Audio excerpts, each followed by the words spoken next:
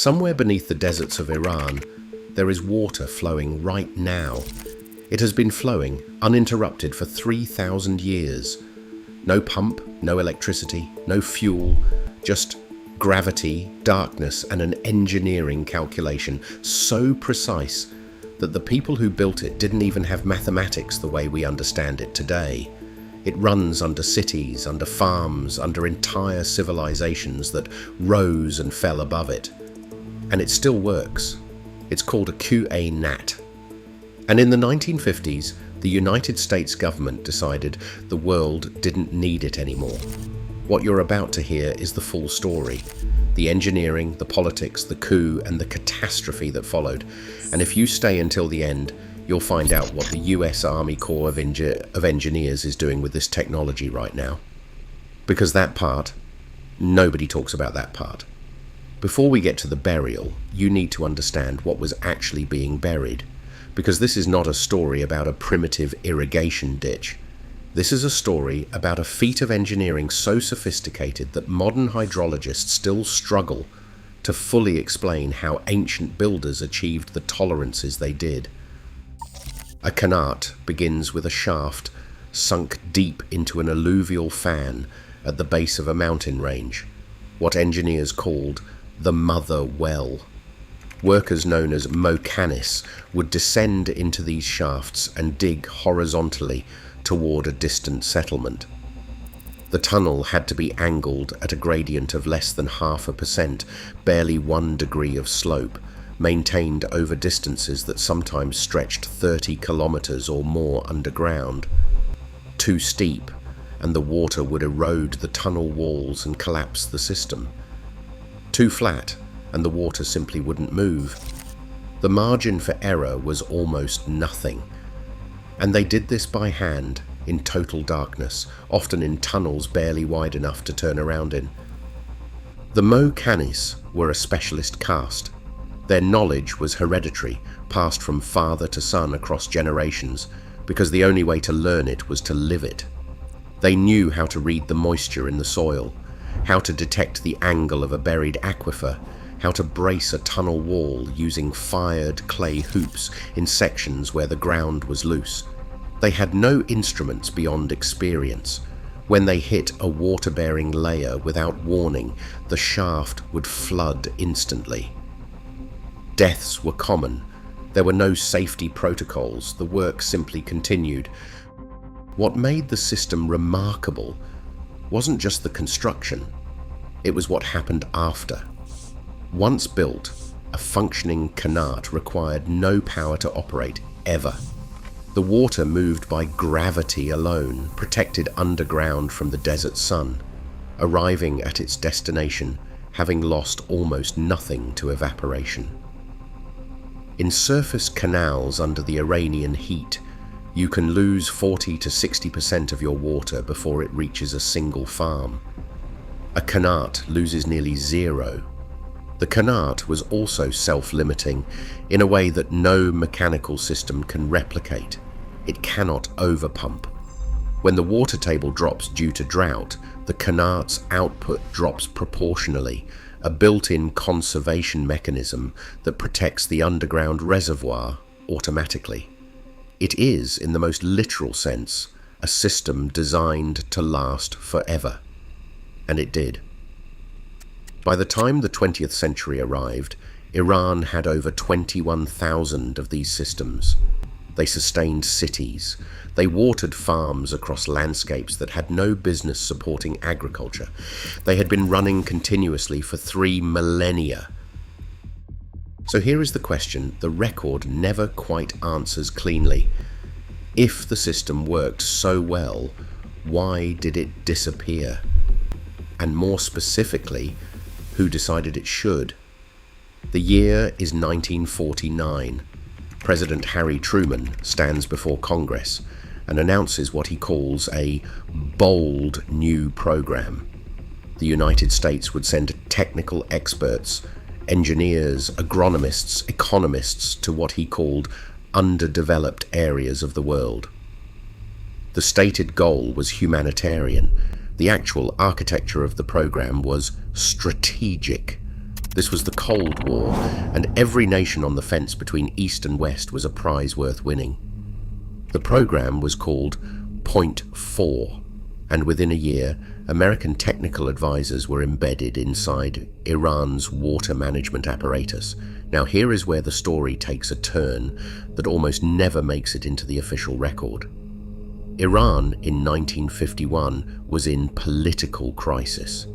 Prime Minister Mohammad Mossadegh had nationalized Iran's oil industry, cutting out the Anglo-Iranian Oil Company, which the British and Americans considered intolerable. In 1953, in an operation the CIA would later officially acknowledge, Mossadegh was overthrown. Shah Mohammad Reza Pahlavi was installed as the compliant alternative. The operation was called TPAJAX. It took 11 days. What happened to the foreign aid budget immediately after is documented in the declassified ledgers. Before the coup, US economic assistance to Iran totaled $16.5 million over 3 years. In the 8 years after the coup, that number jumped to $611 million, a 37-fold increase. And with that money came a very particular vision of what Iran's future should look. The Shah wanted to modernize. He saw the qanat as a relic of the feudal past, something that belonged to an Iran he was trying to leave behind. And the American engineers who arrived to help him had their own reasons to agree. In 1949, a consortium of 11 American engineering firms called Overseas Consultants Incorporated delivered a report on Iran's water infrastructure. Their assessment of the qanat was direct. It was wasteful. Their reasoning?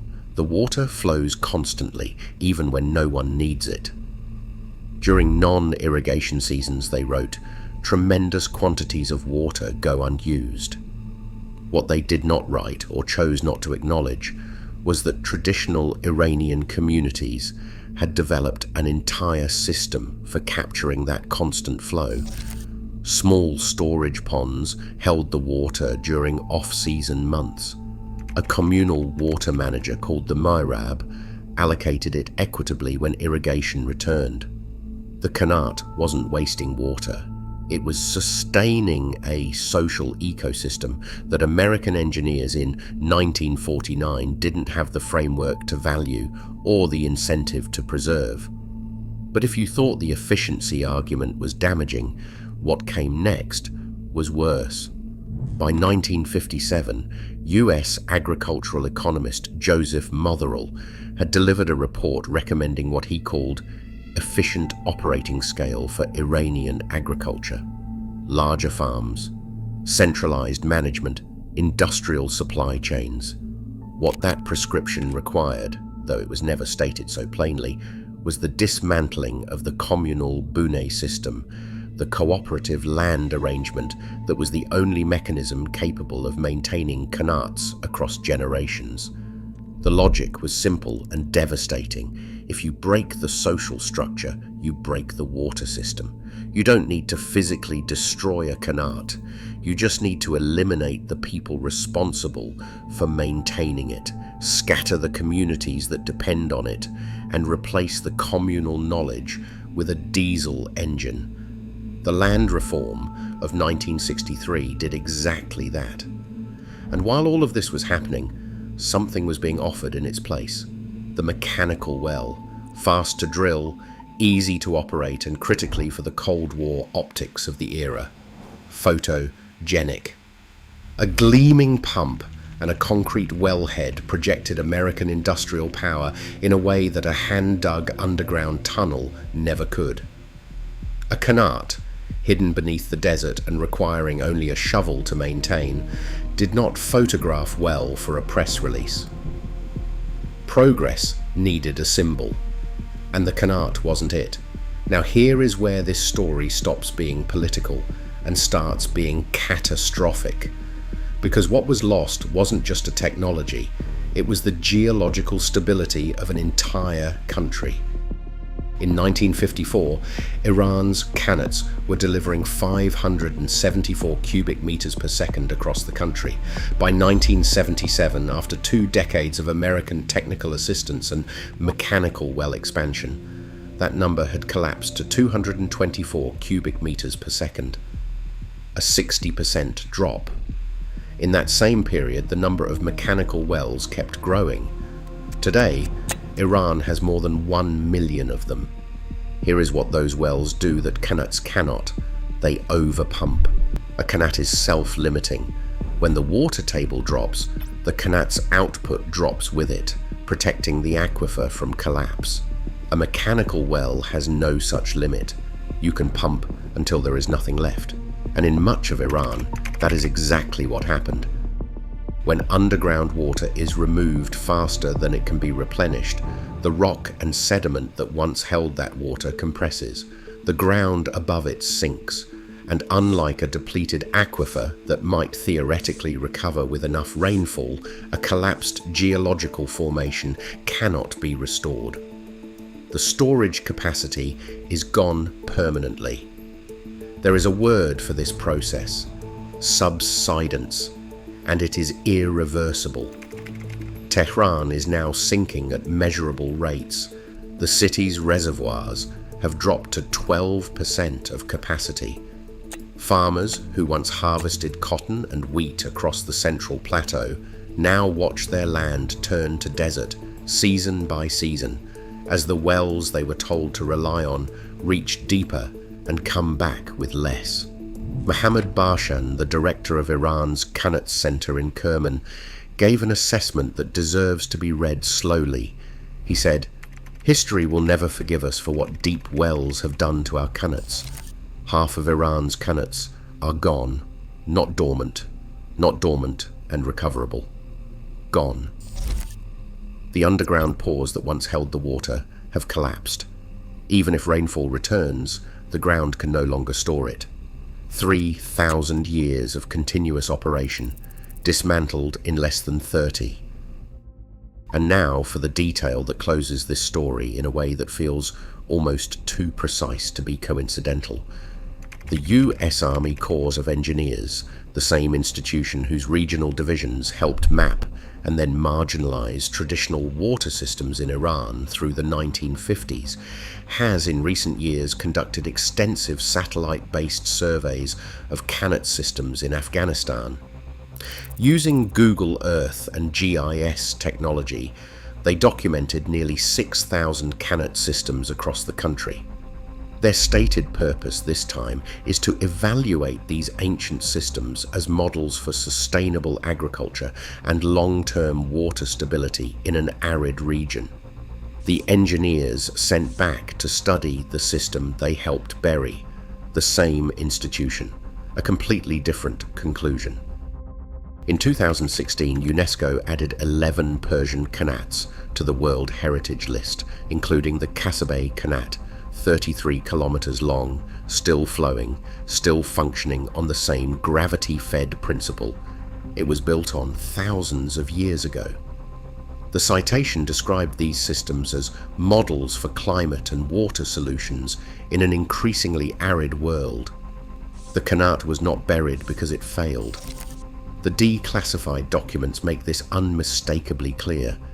It was buried because it worked in a way that mid-century industrial policy could not monetize, could not centralize, and could not put in a press photograph. The Mother Al report is still in the archive. The .4 ledgers are still declassified. The 1 million well crisis is still expanding underground right now. The water is still moving in the systems that survived, still gravity-fed, still requiring no electricity, no fuel, no corporate supply chain, exactly as it was 3,000 years ago. The question the record leaves open is a simple one. If the engineers in 1953 had known what subsidence would do to the land beneath Tehran, if they had seen the reservoirs at 12%, the sinking city, the fields turned to desert, would they have made the same call? The documents are there. The answer is in the archive. It always was. If this is the kind of story you came here for, sourced, documented and told without the parts left out, hit subscribe. There are more files where this one came from.